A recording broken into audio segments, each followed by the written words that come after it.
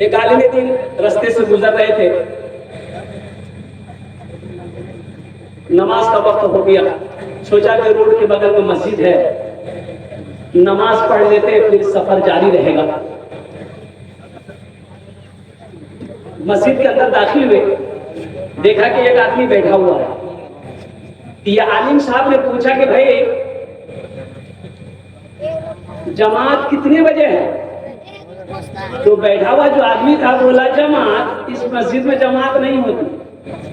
बोले जमात नहीं होती, काहे नहीं होती? बोला कोई आता ही नहीं, जमात होगी कहाँ? बोले ठीक कौन है? बोला हम मुअज्जिन हैं, अजान देकर अकेले नमाज पढ़कर कंबल ओढ़ के सो जाते हैं। अरे तो अजान हो गई है। आलिम साहब ने पूछा अजान हो गई? बोला 10 मिनट पहले दिए। ये आलिम साहब बोले कैसा करो बाबू, कितने घरों की आबादी है? बोला 150 घर की आबादी है। कोई नहीं आता, कोई नहीं आता शेख, कोई नहीं आता। तो आलिम साहब ने कहा कैसा करो, एक बार अजान और दो। तो मुअज्जिन साहब बोला कि पिटवाइएगा, 10 मिनट पहले अजान दिए। बोला कि नहीं एक बार अजान और दो, हम बोल रहे हैं जो आएगा हम समझेंगे। बोला ठीक है समझिएगा। मुअज्जिन साहब खड़े हुए अजान शुरू किए। अजान जैसे ही खत्म हुई, 5 आदमी इधर से, 10 आदमी इधर से, 2 आदमी इधर से, 3 आदमी इधर से, सब मस्जिद में घुसा। अब मुअज्जिन को बोला चरबी चढ़ी लो, खाए खाए में चरबी चढ़ी। मुअज्जिन साहब बोले गए कि हमको कुछ मत कहिए। मौलवी साहब बोला, मौलवी साहब को बोले, ये मौलवी साहब खड़े हुए सारे गांव वालों से कह के भाई बैठो बैठो। सारे लोग बैठ गए। आलिम साहब ने पूछा एक बात बताओ, पहली बार आजान हुई थी आप लोगों ने सुना था? बोला हाँ सुने। क्या थे? एकदम सुने थे। तो कहाँ थे? बोला घर में थे। हाँ तो नमाज के लिए कहना है। आज दूसरी बार आजान सुने, मुअज्जिन से लड़ने के लिए आ गए। मुअज्जिन से लड़ने का टाइम है, इमाम से लड़ने का टाइम है, नमाज पढ़ने का नहीं। मस्जिदों को आबाद करो, अल्लाह तेरे घर को आबाद करेगा। मस्जिद को आबाद करो, अल्लाह तेरी जिंदगी को आबाद करेगा। नमाजों का पाबंद बन जाओ, इंशाअल्लाह। फजर पढ़ लो, अल्लाह जोहर तक हिफाजत फरमाएगा। जोहर पढ़ लो, अल्लाह असर तक हिफाजत फरमाएगा। असर पढ़ लो, अल्लाह मगरिब तक हिफाजत फरमाएगा। मगरिब पढ़ लो, अल्लाह इशा तक हिफाजत फरमाएगा। इशा पढ़ लो और कुर्बान जाओ, अल्लाह फजर तक हिफाजत फरमाएगा।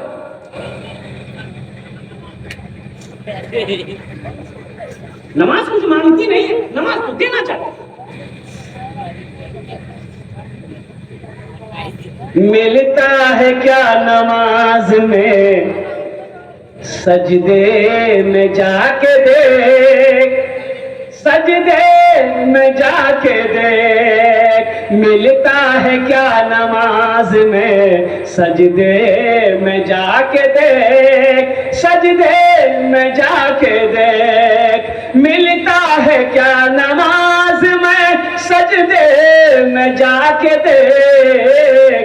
अल्लाह के हुजूर को, अल्लाह के हुजूर तो सर को झुका के देख, सर को झुका के देख। बेशक बुराइयों से बचाती नमाज है, बेशक बुराइयों से बचाती नमाज है। बंदे को किबरिया से मिलाती नमाज है। आए नगर यकीन तो फिर आजमा के देख, फिर आजमा के देख। मिलता है क्या नमाज में, सजदे में जाके देख, सजदे में जाके देख। मेरे बच्चों नौजवानों, फजर की 4 रकात नमाज और जोहर की 12 रकात नमाज असर की 8 रकात नमाज, ओ मगरिब की 7 रकात नमाज, इशा की 17 रकात नमाज, वो जो फर्ज है, जो वाजिब है, जो सुन्नत मौक़िदा है, उसे अदा करो, उसे पढ़ो मेरे बच्चों। अल्लाह तबारक व तआला इसका इनाम तुम्हें दुनिया में भी अता फरमाएगा, आखिरत में भी अता फरमाएगा। एक बात याद रखना मेरे बच्चों, अल्लाह ने ये दुनिया हम लोगों के लिए बनाई है, लेकिन हम लोग यहाँ के लिए नहीं बने। हम लोग यहाँ के लिए, अरे जल्दी बोलो, हम लोग यहाँ के लिए, हम लोग यहाँ के लिए नहीं बने। कहाँ के लिए बने? अरे कहाँ के लिए बने? बोलता ससुराल के लिए बने। अरे अल्लाह ने ये जमीन, ये दुनिया हम लोगों के लिए बनाई, लेकिन हम लोग यहाँ के लिए नहीं बने, हम लोग आखिरत के लिए बने। कहाँ के लिए बने हैं? आखिरत के लिए बने हैं। जब आखिरत के लिए बने हैं तो काम दुनिया का होना चाहिए कि आखिरत का होना चाहिए?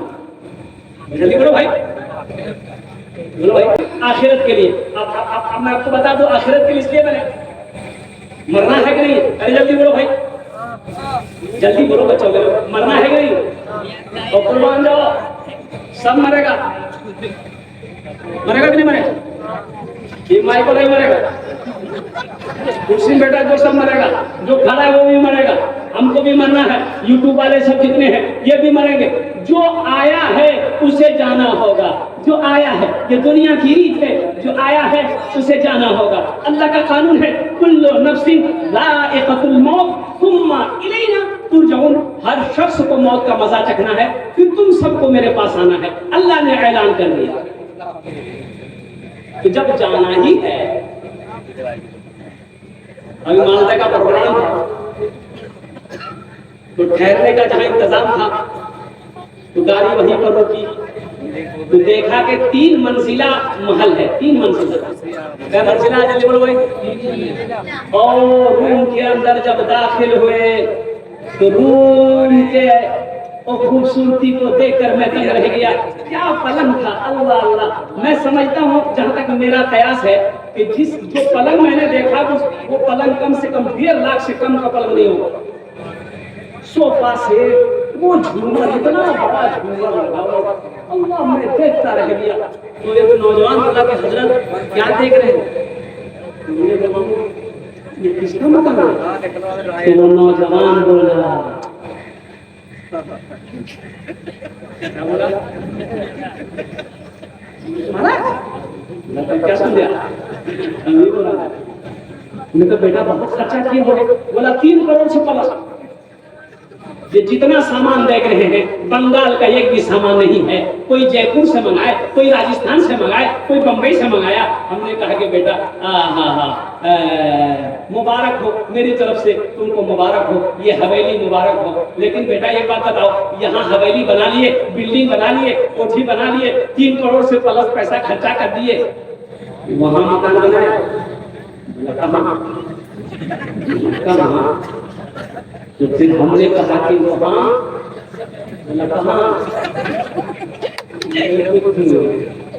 तुम ये मकान बना कैसे लिए? तुमको ये भी पता नहीं है कि कहीं और भी मकान बनाना है। और तो हमने कहा कि मरेगा कि नहीं मरेगा? बोला हाँ मरना तो, लेकिन अभी नहीं मरेगा। हमने कहा कि बेटा एक बात याद रखो, यहाँ घर बना लिया, अरे वहाँ घर बनाना, वहाँ घर बनाना चाहिए कि नहीं चाहिए? उन्होंने कहा कि हजरत पता नहीं था, आप लोग बताइए वहाँ घर कैसे बनेगा। हमने कहा कि नमाज पढ़ते हो? बोले थे जुमा पढ़ते। बोले 5 वक्त की नमाज की पाबंदी करो। माँ बाप है? बोला अल्हम्दुलिल्लाह माँ बाप है। हमने कहा माँ बाप की खिदमत करो, और तेरे पास दौलत है, हज फर्ज है, पहली फुर्सत में हज करो, अल्लाह के फर्ज को अदा करो, बंदों के हुकूक को अदा करो, अल्लाह से डरो, गुनाहों से तौबा करो, नेक अमल करो, अल्लाह तेरा घर जन्नत में बना दे। जब चंदा शुरू हुआ, सबसे पहला नाम उस नौजवान ने लिखाया, 1 लाख रुपया अपनी तरफ से मस्जिद के ऊपर। मेरे बच्चों, नौजवानों, हमको अल्लाह तबारक व तआला ने पैदा किया, तुमने क्या समझा? बेकार पैदा किया? नहीं। एक बात बताओ, दुनिया में कोई आदमी बगैर मकसद के कोई काम करता है? बोलो, अरे जल्दी बोलो भाई। बगैर मकसद का कोई काम करता है? नहीं करेगा। आप देख लो, आप कहे आए हो, आपका भी मकसद है। आप जलसे में क्यों आए हो? आपका भी मकसद है, हम दीन की बात सुनेंगे, उलमा की बात सुनेंगे, कुरान और हदीस की बात सुनेंगे और कुर्बान जाओ। अल्लाह अकबर कबीरा। ओहो, ये लाइट क्यों लगाई गई है? इसमें भी मकसद है। मकसद ये है रोशनी होगी, लोग बैठेंगे। और कुर्बान जाओ, ये पिंडाल क्यों लगाया गया? ताकि ओस बारिश ना हो। और कुर्बान जाओ, इसमें भी मकसद है। जलसा वाला ने क्यों जलसा सजाया? इसका भी मकसद है। मस्जिद के तामीराती काम होंगे। और कुर्बान जाओ, ओहो, माइक वाला से पूछो ये बच्चा क्यों आया है? इसका भी मकसद है। अच्छा, मुस्कुरा रहा हूं, समझ गया। बगैर मकसद का कोई आदमी दुनिया में कोई काम नहीं करता है। तो तुमने क्या समझा? अल्लाह तबारक व तआला ने हम सबको जो पैदा किया बगैर मकसद का नहीं। अल्लाह कुरान में कहता है वमा खलक़तुल जिन्ना वल इंसा इल्ला लियअबुदून। ओ कुर्बान जाओ, मेरा अल्लाह कहता है, मेरा बंदा, मैंने जिन्नात और इंसान को सिर्फ अपनी इबादत के लिए पैदा किया, इबादत के लिए पैदा किया। हम नमाज छोड़े बैठे, कुरान की तिलावत छोड़े बैठे, रमजान के रोजे छोड़े बैठे, कुर्बान जाओ, हमें फिक्र नहीं, दुनिया बनाने में लगे। ऐसा लगता है मौत है ही नहीं है, मरना है ही नहीं है, हमेशा यही रहना।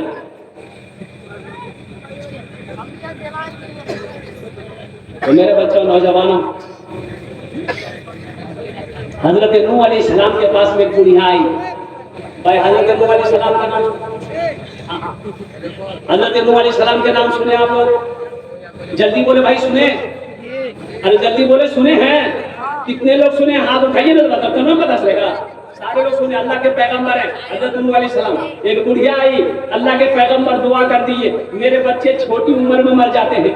तो नूह अलैहिस्सलाम पूछे, ए बुढ़िया, कितनी उम्र में तेरे बच्चे मर जाते हैं? तो बुढ़िया कहने लगी कि यही 250-300 साल उम्र होती है, मर जाता है।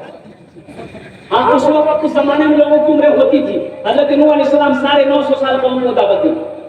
तो हजरत नूह अलैहिस्सलाम कहने लगे कि बुढ़िया, आखिरी नबी इस दुनिया में तशरीफ लाएंगे जिसकी उम्मत की उम्र औसतन 60 से 90 साल होगी। तो बुढ़िया को कितनी कम उम्र? तो बुढ़िया कहने लगी तब तो फिर वो लोग घर नहीं बनाएंगे। तो अल्लाह के पैगंबर नूह अलैहिस्सलाम बोले, वही तो हवेली ठुकेगा, वही बिल्डिंग बनाएगा, वही कोठी बनाएगा, मुकाबला करेगा एक दूसरे पर कि मेरा बिल्डिंग और ऊंची हो, कुर्बान जाओ। वो बुढ़िया कहने लगी, अल्लाह के पैगंबर, काश अल्लाह अगर उस उम्मत में हमको पैदा करता, एक सजदा मैं करती, पूरी जिंदगी गुजार देता।